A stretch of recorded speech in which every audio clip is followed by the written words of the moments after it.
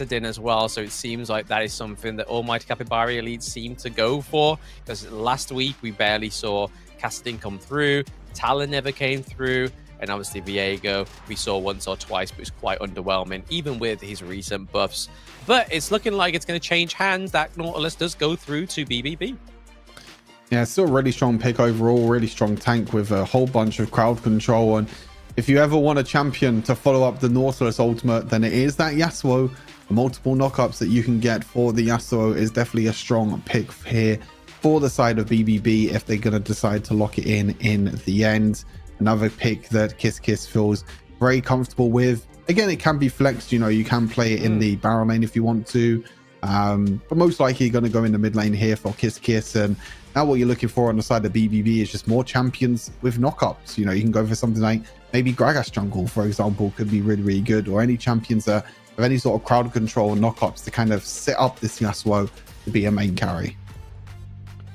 Yep, so we do see that Yasuo come through in this second game. The Garen that was banned out towards the later stage of the bans in game 1 seems to be coming through onto the side of Almighty Capybara Elite. So seeing the Garen up into the Baron lane again. So first game, he was denied it. Second game, he seems to be there. And it could be a good pickup here. The Camille, I believe it was, that they had. Was it Camille? Yes, Camille that they had was a little bit of a... we saw it with the lockdown potential. It really helped there, like now and then. But I feel like the Garen has a lot of pressure with the silence, with the slam dunk. It generally comes through as a vicious pick. But the Lilia gets picked up once again on the side of BBB. If it's not broke, don't fix it. And we see that another banned hero champion from game 1 gets to surface again, which is the Vladimir. Yeah, Vladimir and Garen both coming through this time. So Almighty Capybara trying to change their draft ever so slightly, trying to change it to see if they can find something different that can try and get this team going. We'll have to wait and see. Looks like the supports are going to be the ban here for BBB. Ban away the Brom. Really strong counter pick against that Yasuo. But looks to try and dash into melee range. And on the side of Almighty Capybara, they're going to ban away the Camille. They're going to ban away Baron lane champions that can be really strong picks against this Garen. Garen, definitely banning out the Camille. We could see the likes of the Jax come through as a ban again, because it did really well for BBB in that first game, but the Braum and the Leona bans obviously going for that support matchup there on the side of Almighty Capybaras because they stole their Nautilus. I don't think they're going to be as flashy to take the set as well. Obviously, that was a great pickup for BBB in the last game.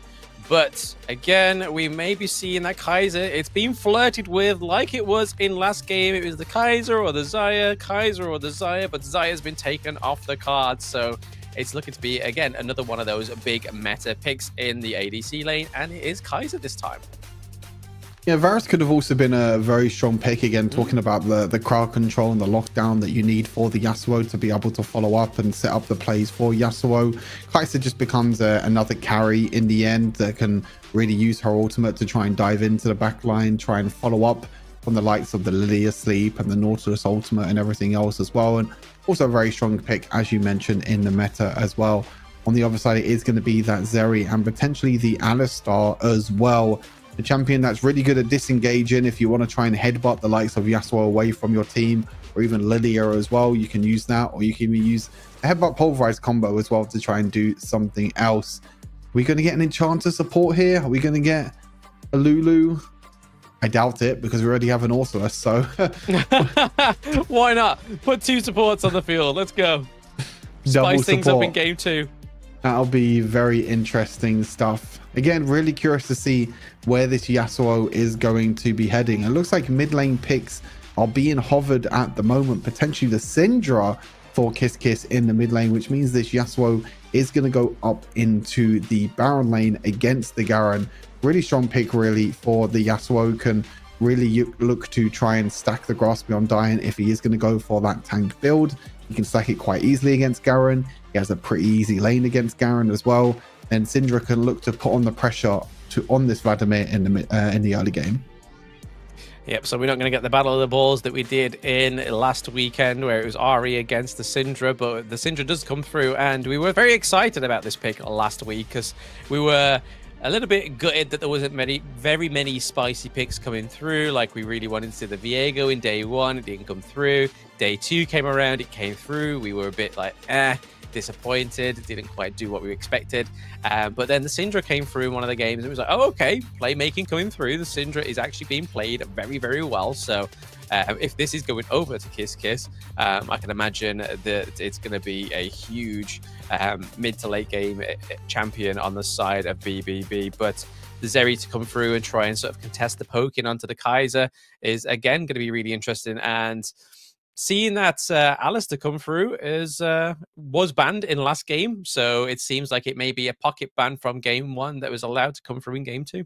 Yeah, there's a few bans this time around that Almighty Capybara were able to pick up in the end, which I think could be a bit of a difference there with trying to be able to make a difference with some of these picks that maybe BBB were a little bit scared of. I think that's kind of what happens in these sort of tournaments.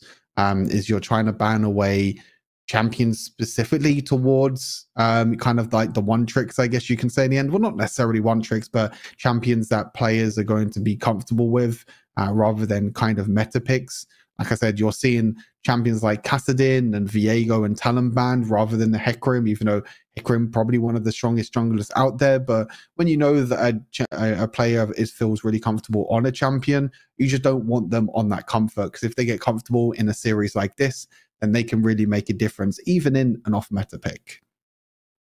Yeah, so in terms of obviously ruins, do you reckon there's going to be any sort of like off the cusp sort of ruin pickups here for the keystones, or will it be very sort of safe kind of things? Because obviously we saw Ezreal with the empowerment in game one, didn't quite work out for them throughout the entire game because we didn't see that many kills go onto the Ezreal. So do you feel like there's going to be any sort of like keystone ruins picked up this time around that may make it a little bit different, a little bit more zesty than what we know on the Rift, or is it going to be a little bit of the same old sameness? Sameness? Is that even a word? Same old sameness. It is now, Stu. I came up with nil pois. I can come up with words, so. Oh god, Blam's adding words to the dictionary by the day, it seems like right now. I mean, in terms of runes, I don't think we'll see anything too crazy. I think the one sort of interesting champion will be definitely the Syndra, whether she wants to go for the electrocute for the quick burst damage, or she wants to go for first strike because she feels like she can be the first person to deal that little bit of extra damage. Across the board, you're probably not going to see anything too crazy. I think Lilia with Phase Rush was definitely a very interesting choice. I know over in China right now, they're really preferring to play Electrocute on Lilia for that little bit of quick burst damage with her damage over time. Again, Yasuo probably going to go for tank, so probably will be Grasp Beyond Dying. So I'm not expecting anything too crazy, but hey, anything can happen in these games. I'm always up for some surprises and some spicy picks, which we definitely have in this game. We do have some spicy picks, but yeah, like you were saying with the First Strike Syndra, we saw that last weekend. It wasn't really... obviously, it did do what it needed to do, which was the extra damage and stuff like that, but recently it's been nerfed, so it's going to be interesting to see if they do go for the Electrocute or the First Strike on the Syndra. But if it's anything like Kiss Kiss's performance on the Jays in game one, I don't think any of these things will be a detriment to his plays. He'll pretty much pick it up and play it with ease anyway, and play it very, very eloquently, shall I say, on the Syndra. But again, we are seeing the Lilia come through. So do you reckon this is either just because of how well this champion is now in the game, or is it just a comfort pick for the side of BB? Or do you think it's just literally just because she can clear very well, has great burst towards the end of the game, and the likes of? Do you reckon it's just one of either the use of the champion or the fact that she's kind of like busted? I think it's a bit of both, to be fair. I think she is incredibly strong at the moment. You know, there's no surprise that some of the players are picking up a champion like Lilia right now. Champion that can, as you mentioned, you know, clear through the jungle so quickly with this pick, and also just do so well in team fights as well with her movement speed, being able to move around fights and just be extremely powerful. So I think it's just a case of yes, she is a strong pick, but also she works pretty well at the same time. It looks like Lily are actually going for Conqueror this time around instead of the phase rush, so doesn't really want that extra movement speed, wants that extra sustain when it comes to the team fights with Conqueror, and the extra little bit of damage as well when you're stacking up Conqueror. And Syndra going for the electrocute instead of the first strike, maybe a little bit worried that she's going to be not going to be the one taking that first hit of damage, so using that electrocute to get that quick burst damage onto the likes of Vladimir in the early game to get that bit of a lane advantage early on. Absolutely, we see it, we love to see it, and we're seeing that BBB are looking to take some of these jungle camps off the side of Almighty Capybara, whether it was just trying to bait them into the jungle there to try and get the fight onto them with Nautilus's Dredger line as well, but they didn't succumb to the bait, it seems there. Garen spinning around like a Beyblade in the top lane against the Yasuo, but Garen looking pretty low, same as the Vladimir in the mid lane, so the burst is clearly helping in the early game onto these champions on the side of Almighty Capybara Elites. In terms of the gold lead as well, still we see a little bit more of an effort of a farm and quickness for BBB, even though it's very early on. But it's going to be really interesting to see how Almighty Capybara Elites manage to try and come back with this different team comp, because it's a little bit different compared to the last one. Obviously, we've still got the same kind of factor of the Hecarim in it, but the way these lanes kind of factor, it's just a little bit different. But there's the Ignite actually landing onto Vladimir in the mid lane. So First Blood, once again, going over to BBB. Nice Kiss again in the mid lane. A bit of a mid diff at the moment in this one, it does seem like, as the ultimate actually didn't come down for the Yasuo in the end because of the silence that came through on the Garen. The Yasuo was looking for the ultimate, looking for the knock-up in the end. It didn't come down, unfortunately, and that does mean that the Garen is able to survive. But yeah, Kiss going for Electrocute, just getting a lot more early game power against this Vladimir, which is what you need because a champion like Vladimir just has so much scaling and could do so much late game damage. So I'm not surprised really that Syndra has gone for the Electrocute to try and get that, as you can see there, a little bit of burst damage with such a low cooldown as well at the same time. But Vladimir also needs to be careful because it's a champion that uses his health rather than, well, he doesn't have a mana pool, but he uses health more than anything else for his abilities. So he needs to make sure he doesn't spam his abilities over and over again, or he's just going to keep going lower and lower on health like he is at the moment and just keep on taking so much damage. Yeah, Hecarim coming in here as a saving grace from the Nautilus, because we saw Nautilus try and bait the lock onto the Vladimir, but as a true support player, we saw that Alistair was there to block that one and we still saw a kind of like a bait for bringing Vladimir back into the engage, but it didn't quite work it out. But again, you got to try these things on the side of BBB. They are very aggressive. They are bringing the fight to Almighty Capybara Elites, and bringing the fight is definitely working because they got the first blood. Again, a massive damage coming onto the side of Vladimir there. Unfortunately, having to recall once again. So Kiss showing his dominance in the lane, once again pushing these turrets. You see there's a lot of poke damage happening in the bot lane as well. So across the board at the moment, it does seem like that Almighty Capybara is kind of losing no momentum already. They're already nearly 2,000 gold behind right now. Just by lanes itself, there hasn't really been that many kills as such. You know, only Kiss really getting that mid lane solo bolo kill. Other than that, across the board, they're still dominating in terms of gold. You know, again, that mid lane gold difference, 1,000 gold lead in the mid lane. Kiss really proving at the moment why he's one of the best in the business right now. And you have to be really careful with your Vladimir, because now Syndra has that first item completed, as Luden's completed, can do so much burst damage. You can see there, caught with the HP gone in just one combo. Yeah, I mean, still no kills on the board, though, however, so Almighty Capybara Elites are playing this a lot better than the game one early game, because we was already seeing the likes of Kiss on, like, 4 kills at this point, it seems.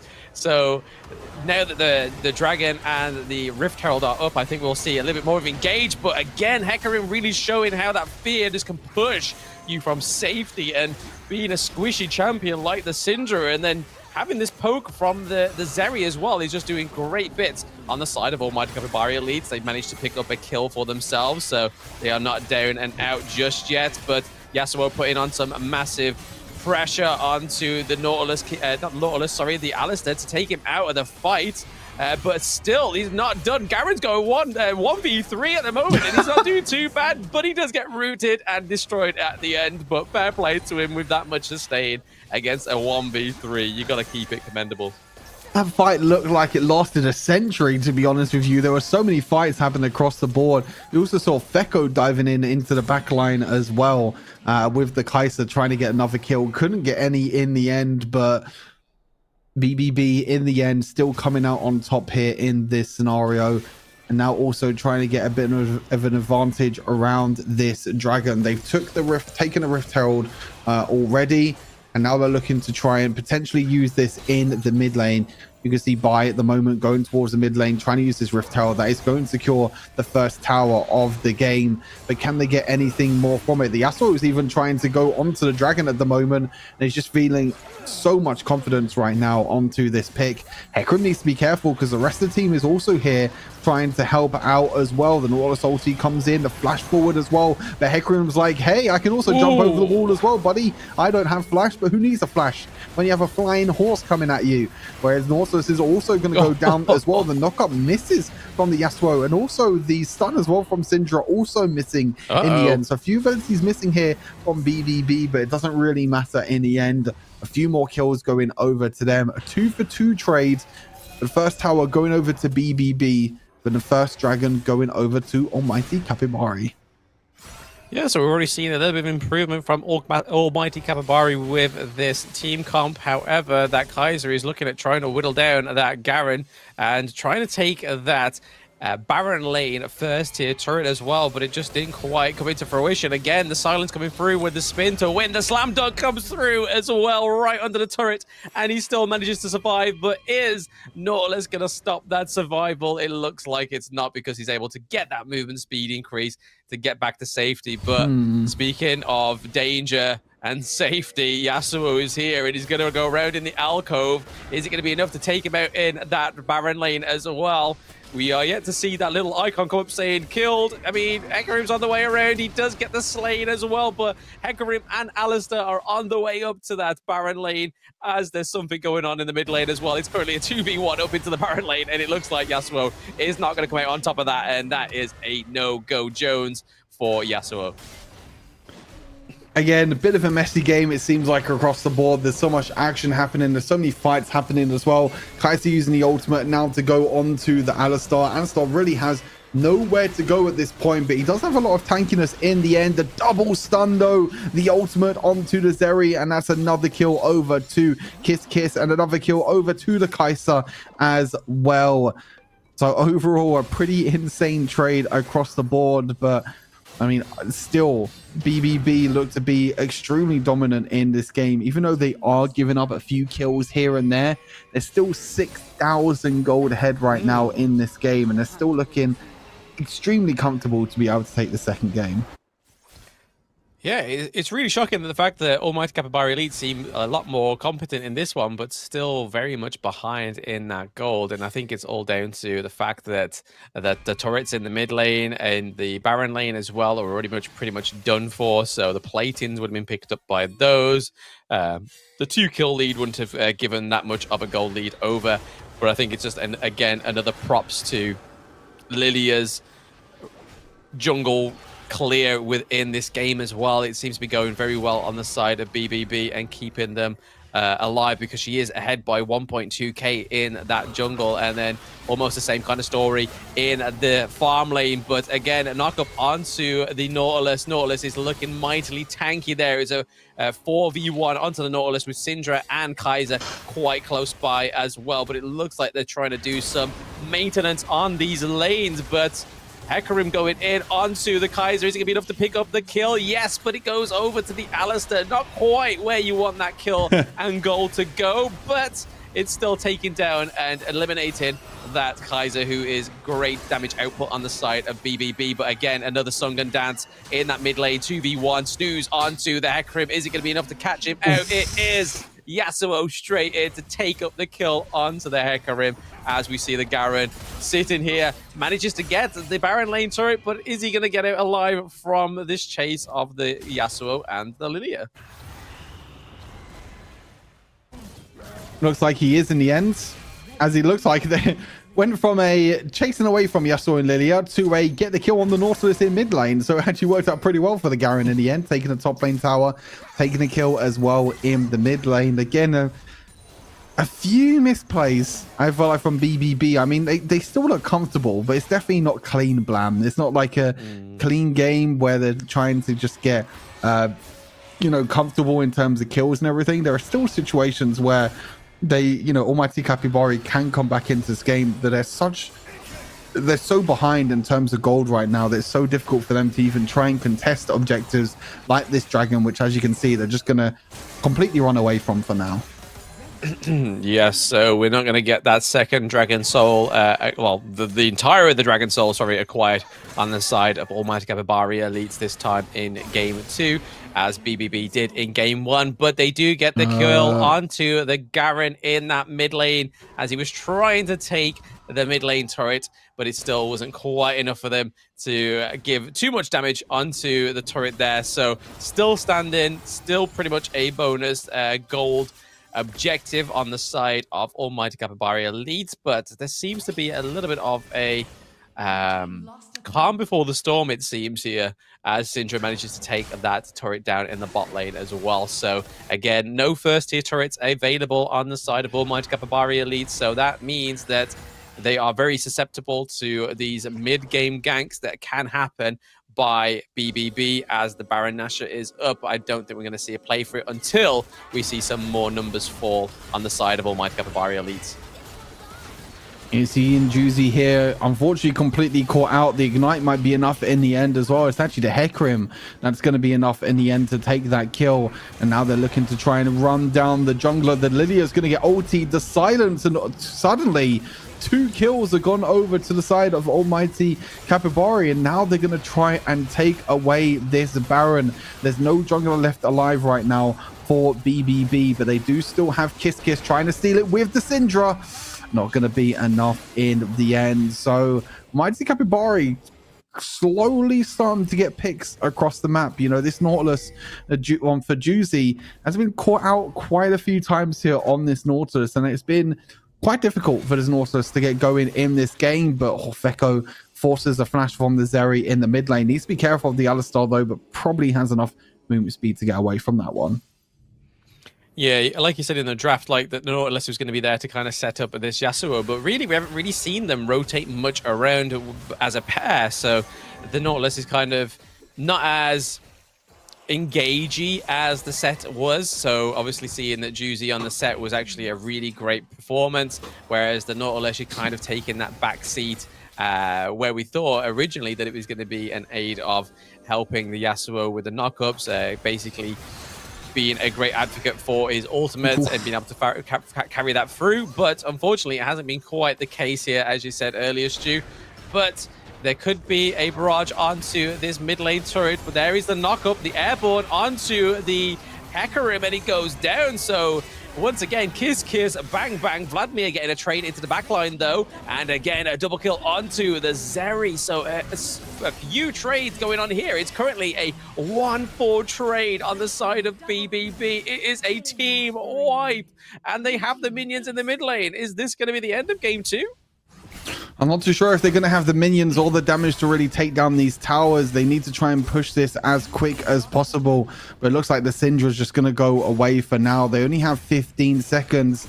I don't think the minions are going to be enough here. They do have another minion wave coming back, but no, they're just going to play it safe for now, which I think is the correct call. They don't really have the damage. You still have the Nexus shield as well, which they have to try and deal damage through.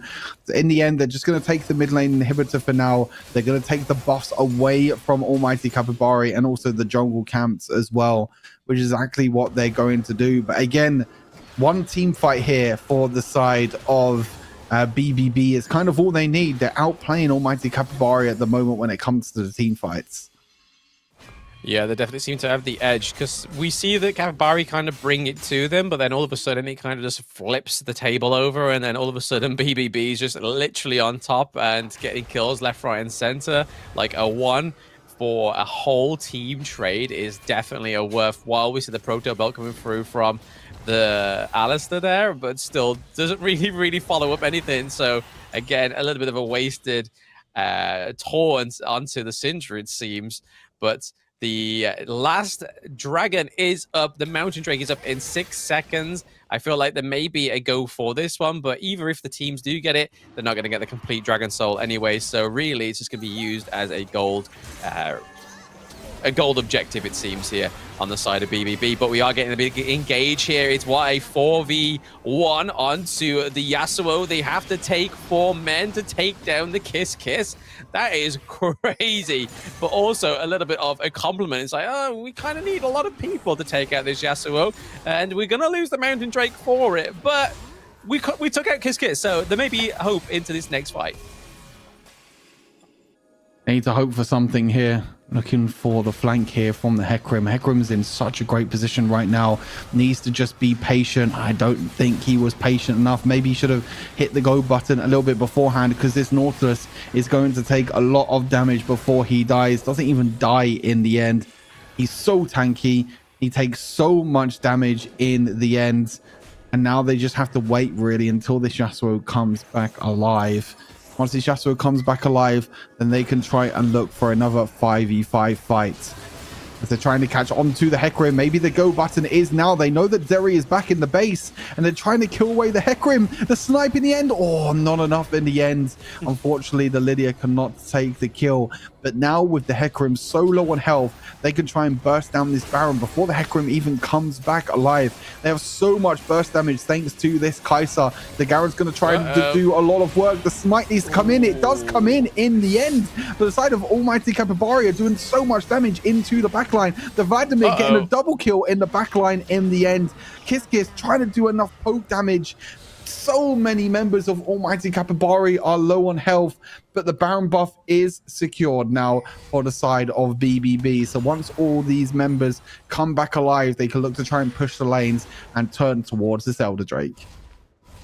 Yeah, you can kind of try and see what they was trying to set up there with taking the Baron Nashor. It didn't quite go as clean as BBB expected, but they had that minion wave in the mid lane, and we was hoping that it was going to come out on top. But there's that Proto Belt actually hitting and connecting this second time that he tried it, and then Hecarim picking up the kill onto Syndra as well. So the only one alive is Jeunes on this Nautilus, but for how long? I don't think they're going to try and exhaust all resources to go for Jeunes here, but it looks like they're going to try and clear this minion wave before going to the Elder Dragon. But we are seeing Yasuo already being TPs. Here comes all those teleports coming through. Literally everybody and their dog is in that Elder Drake camp, and they are going to try and contest it, but Nautilus is here to try and keep up the Garen as well. They take down the Elder Dragon onto the side of BBB, so cleaning up this last team fight, which could potentially be, is going to be 10 times easier thanks to that Elder Dragon buff. And down goes everybody. 1, 2, 3. Hecarim is on the way back, and we've got Zeri on the run. All they need is a great minion wave in either of these lanes, more specifically that mid lane, and this could be a GG go next for Almighty Capybara Elite once again. Yeah, Hecarim trying to catch the Syndra in the mid lane, but Hecarim actually dying there seemed to be the difference for Almighty Capybara, because the Elder Drake was up in 30 seconds. They just needed to be a little bit more patient here, Almighty Capybara, but they weren't in the end. The Baron buff went in favor of BBB. The Elder Drake went in favor of BBB, and so will the second game as well. 2-0 now for the side of BBB, taking us to match point in our first series of the day. Yep, I mean, they didn't play as clean as the last game. We both would probably agree there, Stu, but they definitely still managed to take the win with finesse towards the end. I mean, it seemed a bit sloppy, whether it was just because of the Syndra pickup was a little bit more of, it needed some TLC, it seemed, even though it was able to get that 32k damage. Kai'Sa topping that, though, so if Echo topping the 32k for 36k, very well played. That's what we saw the Kaiser being focused very often by the Hecarim in that early game, but it still didn't stop her get that steady climb into the damage bracket. But again, you see that there's no swaying gold. It is literally just a red wave onto the side of